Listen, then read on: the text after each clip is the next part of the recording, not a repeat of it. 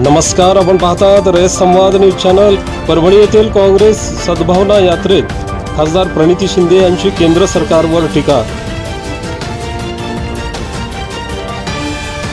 उषकाल होता होता काळ रात्र झाली, चला पुन्हा आयुष्यांच्या पेटवा मशाली, आता ती वेळ आहे। खरं ही आपली परीक्षा आहे। काँग्रेस पक्ष या देशासाठी, या महाराष्ट्रासाठी, या मराठवाड्यासाठी काय करू शकतो ही आपली परीक्षा आहे। लोकसभेची निवडणूक ना भूतो ना भविष्य अशी ती निवडणूक होती। एवढ्या वर्षात पहिल्यांदा अशी निवडणूक झाली आणि नेमकं ते बघूनच भारतीय जनता पार्टीला जाग आली आणि विधानसभेच्या निवडणुकीत त्यांनी ईव्हीएमचा घोटाळा आपल्यामध्ये आणला। लोक अजूनही वाट पाहतायत की काँग्रेस पक्षाचा कार्यकर्ता माझ्या घरापाशी कधी येतोय। फक्त कलेक्टर ऑफिसच्या बाहेर मोर्चेबाजी बंद। अहो, ज्या पक्षाचे गृहमंत्री राज्यसभेत उभे राहून बोलतात की आंबेडकर आंबेडकर आंबेडकर ये फॅशन हो गया है, ह्याच्यापेक्षा मोठा तिरस्कार या देशात संविधानाचा आणि बाबासाहेब आंबेडकरांचा काय असू शकतो मला सांगा। परवा पहलगामवर अटॅक झाला, राहुलजी गेले, पहिले धावले तिकडे आणि मोदीजी कुठे होते हे तुम्हाला माहिती आहे सगळ्यांना। आम्ही लाडक्या बहिणी, खरंच तुम्हाला करायचं असेल तर इलेक्शन नंतर पैसे वाढवायचे होते लाडक्या बहिणीचे। पण अजितदादा काय म्हणाले? अजितदादा म्हणाले काय एवढा वेळ लावता अटॅक करायला, करा ना, हिंमत असेल तर अटॅक। कसली वेळ पाहताय तुम्ही? एक आठवड्यात अटॅक व्हायला पाहिजे होता। इंदिरा गांधीजींनी कसा केला तसा करून दाखवा, मग आम्ही समजू। पीठावर उपस्थित आदरणीय चंद्रकलाजी, आपले अध्यक्ष आदरणीय सपकाळजी, चंद्रकांत खांडोरेजी, आदरणीय बडेतिवारजी, सीएलपी नेते आदरणीय व्यंकटेशजी, आदरणीय कुणाल चौधरीजी, आदरणीय माणिकराव ठाकरे साहेब, आदरणीय नसीम भाई, माझे सहकारी खासदार आदरणीय कल्याणराव काळेजी, आदरणीय रवींद्र चव्हाण साहेब, आदरणीय राहुल बोंद्रेजी, आदरणीय मोहन जोशीजी, उपस्थित व्यासपीठावर असलेले सर्वच मराठवाड्यातले काँग्रेसचे पदाधिकारी, परभणीचे शहर जिल्हा अध्यक्ष, उपस्थित सर्व काँग्रेस कार्यकर्ते, सर्व नेतेगण, सर्व बंधू आणि भगिनींनो, मी जास्त वेळ घेत नाही, पण आज मी हर्षवर्धन सपकाळजींना मनापासून शुभेच्छा देते की काल संविधान आणि सद्भावना यात्रेची सुरुवात परभणीतून केली आणि आज त्याच्या समारोपासाठी आपण सगळे आलो आहे। मगाशी आम्ही बसलो होतो, आदरणीय वडपुरकर साहेब पण या ठिकाणी आहेत, आदरणीय धोटेजी पण या ठिकाणी आहेत। आम्ही सगळे बसलो होतो आणि सपकाळ साहेब म्हणाले की आजचा पारा चढलाय, आज काहीतरी 44 आहे म्हटलं। तर मी म्हणाले ते हीट नाही आहे, ती रोशनी आहे, तो उजाला आहे जो काँग्रेस पक्षामध्ये एक नवीन ऊर्जा घेऊन तुम्ही आला असाल आणि काँग्रेसचे तमाम कार्यकर्ते जे जोडले गेले एवढ्या उन्हात देखील तुम्ही सगळे आला, त्याबद्दल तुमचे मनापासून आभार आहे, मानते। हीच ती वेळ। मी आपण सगळ्यांनी ऐकलंय की फानूस बनकर जिसकी हिफाजत खुदा करे वो रोशनी क्या, वो क्षमा क्या बुझाए जिसकी हिफाजत खुदा करे। मला असं वाटतं ती क्षमा काँग्रेस पक्ष आहे। आणि आज दादा तुम्ही एक नवीन ऊर्जा, तुम्ही एक नवीन आंधी घेऊन महाराष्ट्रात आलाय। काँग्रेस पक्ष रस्त्यावर उतरला आहे, हीच ती वेळ आहे। कोणी ना कोणीतरी कोणाच्या तरी घरात वाट पाहतंय। आज जेव्हा आपण तळागाळात फिरतो तेव्हा लोक म्हणतात आम्ही वैतागलोय। खरं तर कालच मी म्हणत होती की लोकसभेच्या वेळेस ते लोकसभेची निवडणूक ना भूतो ना भविष्य अशी ती निवडणूक होती। एवढ्या वर्षात पहिल्यांदा अशी निवडणूक झाली जिथे लोक एकीकडे आणि सत्ताधारी पक्ष एकीकडे। सत्ताधारी पक्षाने साम दाम दंड, ईडी, भीती, पैसे सगळ्या गोष्टीचा वापर केला, पण तरी विजय लोकशाहीचा झाला, तरी विजय संविधानाचा झाला। कारण का ती निवडणूक लोकांनी ताब्यात घेतलेली आणि नेमकं ते बघूनच भारतीय जनता पार्टीला जाग आली आणि विधानसभेच्या निवडणुकीत त्यांनी ईव्हीएमचा घोटाळा आपल्यामध्ये आणला। आणि तो मोमेंटम जो आहे तो लोकांमध्ये अजूनही आहे।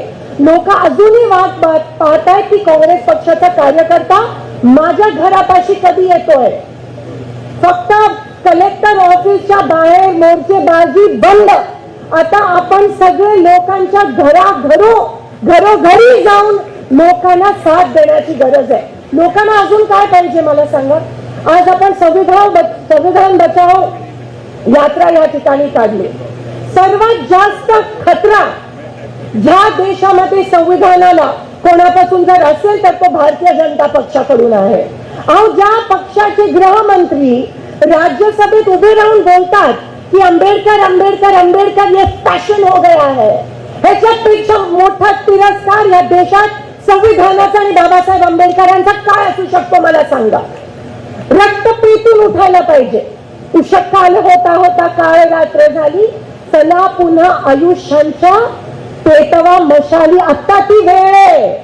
खरं ही आपली परीक्षा आहे. काँग्रेस पक्ष या देशासाठी, या महाराष्ट्रासाठी, या मराठवाड्यासाठी काय करू शकतो ही आपली परीक्षा आहे. जर आज आपण लोकांच्या सोबत उभे नाही राहिलो, जर आज आपण संविधान वाचवण्याचे नारे दिले नाहीत, घरोघरी पोहोचले नाहीत, तर आपला खरंच काँग्रेस म्हणून काही उपयोग राहणार नाही. बाबासाहेब म्हणालेले शिका, संघर्ष करा, संघटित व्हा. एवढ्या वर्षात एवढा मोठा खतरा या लोकशाहीला आणि संविधानाला कधीच नव्हता, हे लक्षात घ्या. कधीच नव्हता. हा जो सत्ताधारी पक्ष आहे त्यांनी एवढा मोठा खतरा 400 पार हे फक्त संविधान बदलण्यासाठी यांचं कट कारस्थान होतं. आणि हे उघड पडले जेव्हा अमित शाह स्वतः म्हणाले की ये तो फॅशन हुआ है.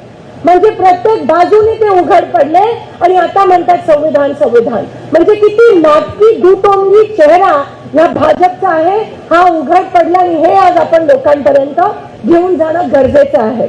मी कल्याणराव काळेंचं समर्थन करते की जाती जनगणना जी आज परवा सरकारने डिक्लेअर केली ते केवळ राहुल गांधीजींच्या दबावामुळे झालंय.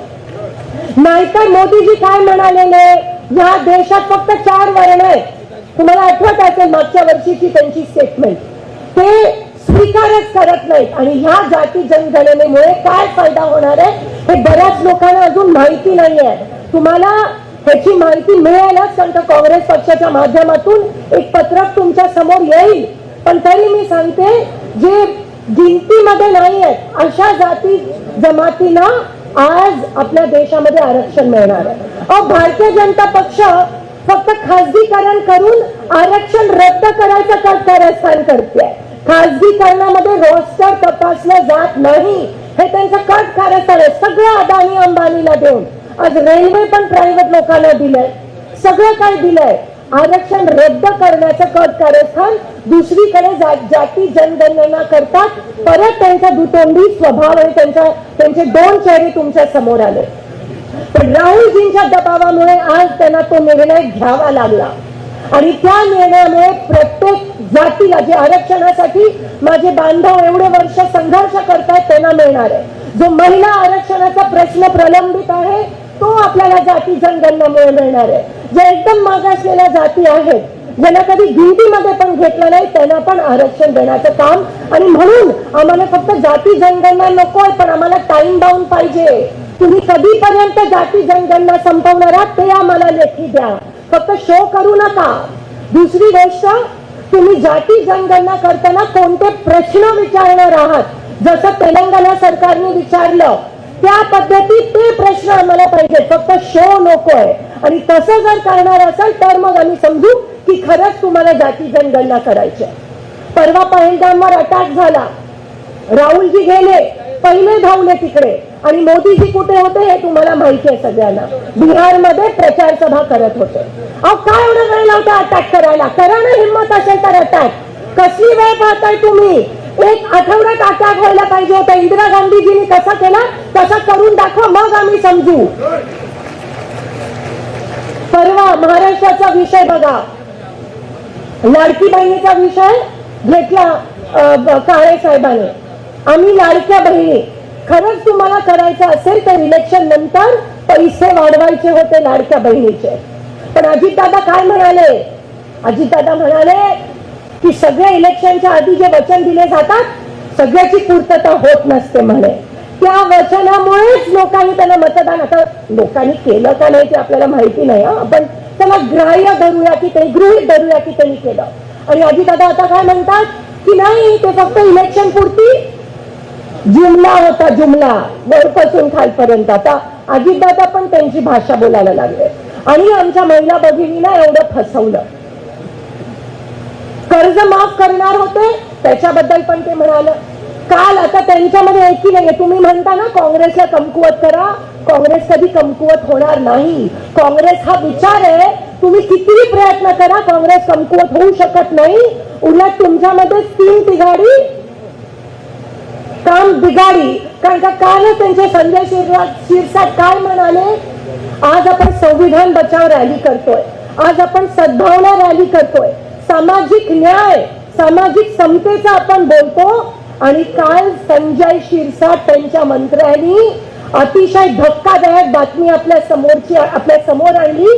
ती म्हणजे अजितदादा सामाजिक न्याय मंत्रालयाचे 743 कोटी घेऊन लाडक्या बहिणीसाठी देणार आहे.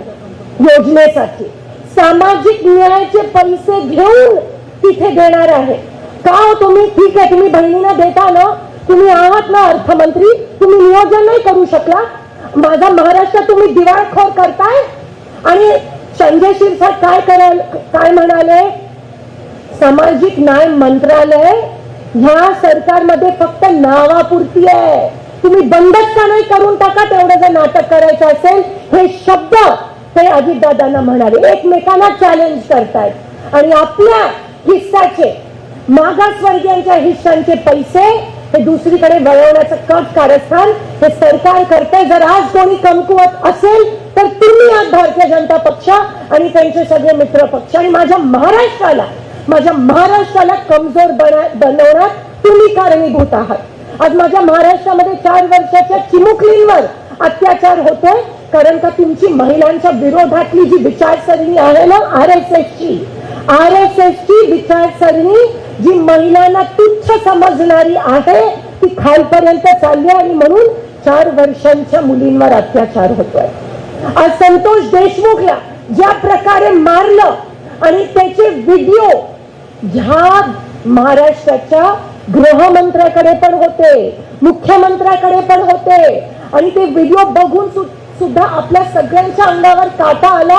पण जवळजवळ 1 महिना ते व्हिडिओ बघून सुद्धा मुख्यमंत्री आणि उपमुख्यमंत्री हसत होते. म्हणजे निगरगट्ट सरकार झाली आहे. आणि राजीनामा तर एवढे वर्ष एवढे महिने घेतला नाही, तो व्हिडिओ बाहेर निघाल्यावर तो राजीनामा घ्यायची वेळ आपण त्यांच्यावर आणली. एका दलित माणसावर पोलीस कस्टडीमध्ये हत्या होते, मारहाणीमुळे त्याला हार्ट अटॅक होतो. पण देवेंद्र फडणवीस विधानसभेमध्ये ऑन रेकॉर्ड म्हणतात की त्याची पोलीस कस्टडीमध्ये मारहाणीमुळे नाही, पण त्याला म्हणजे एवढं खोटं जर हे सरकार बोलत असेल तर खरंच एवढं निगरगट्ट हद्दीच राहिली नाहीये, आत्मा राहिली नाहीये या लोकांमध्ये. आणि माझ्या महाराष्ट्राला, माझ्या पुरोगामी महाराष्ट्राचा वाटोळा लावण्यात हे सरकार कारणीभूत आहे. ही वेळ, अशा वेळेस काँग्रेसनी त्यांच्या विरोधात उभं राहायला पाहिजे, एकमेकांच्या सोबत उभं राहायला पाहिजे. आज पीएम किसानची निधी शेतकऱ्यांना मिळत नाहीये. 6,000 महिन्याला तुम्ही आम्हाला भीक देता का? महाराष्ट्राच्या शेतकऱ्यांना तुम्ही भिकारी समजता?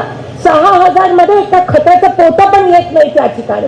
आणि त्याच्यावर जीएसटी, राहुल गांधी जीएसटी बद्दल बोललेले आणि आज जीएसटीचे चटके सगळ्यांना लागतायत. राहुल गांधी कोविड बद्दल बोललेले, आज त्याचे चटके सगळ्यांना लागतायत. राहुल गांधी जाती जनगणना बद्दल बोललेले आणि आज ते ह्या सरकारवर दबावामुळे आपल्या समोर येत आहे. पीएम ग्राम सडक योजना जी प्रत्येक गावोगावी आहे, त्या ग्राम सडक योजना बंद केली आहे. तुमच्या माहितीसाठी या सरकारने गेले 1.5 वर्षात महाराष्ट्रातून एक पण नवीन प्रस्ताव केंद्र सरकारकडे महाराष्ट्र ग्राम सडक योजनेचा गेला नाहीये.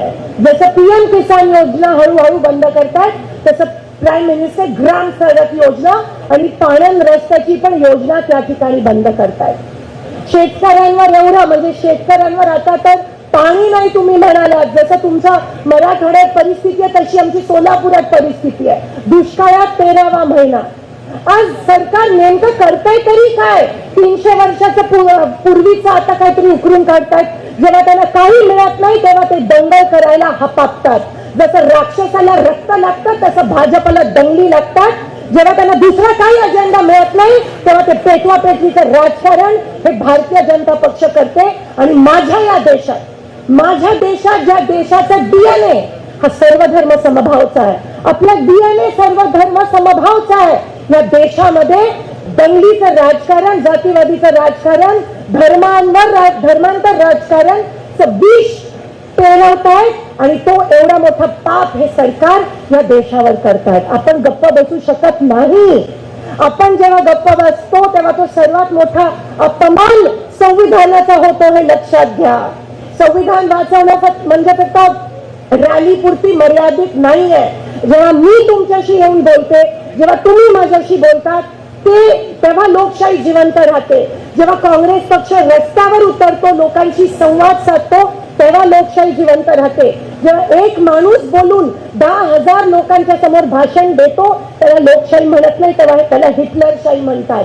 पण जेव्हा आम्ही खांद्याला खांदा लावून लोकांच्या सोबत चालतो त्याला लोकशाही म्हणतात. आणि आज लोकशाही जर आपण जिवंत ठेवली नाही तर या देशात कोणीही नाहीये लोकशाही जिवंत ठेवण्यास. म्हणून आज संकल्प करूया लोकशाही जिवंत ठेवण्यासाठी. संविधान वाचवण्याचं काम हे प्रत्येक काँग्रेसच्या कार्यकर्त्याचं आहे. चला घरोघरी जाऊन ती ज्योत पेटवूया, संविधान जिवंत ठेवूया, या देशामधली लोकशाही जिवंत ठेवूया. हे विष जे भारतीय जनता पक्ष पेरते आपल्या देशात ते मुळापासून उपटून नष्ट करूया. या भारतीय जनता पक्षाला नष्ट करण्यासाठी चला एकत्र येऊया. एवढंच या ठिकाणी मी बोलते. मी जास्त वेळ घेत नाही, पण जाता जाता एवढंच म्हणते की तुफानों से ना डराव हमें, हम राहुलजींसाठी आपल्या सगळ्यांसाठी, तूफानों से ना डराव हमें, हम शेरों का जिगर रखते हैं. तूफानों से ना डराव हमें, हम शेरों का जिगर रखते हैं. हौसले जिनके हो बुलंद उनके तो तूफान भी कदम चूमते हैं. त्यासाठी रस्त्यावर उतरणं, एकत्रित येणं गरजेचं आहे. मी चैनीताला साहेबांचे मनापासून आभार मानते की ते महाराष्ट्राच्या कोण्यात कोपऱ्यात जाऊन आपल्याला ऊर्जा देतात, आपल्याला हिंमत देतात.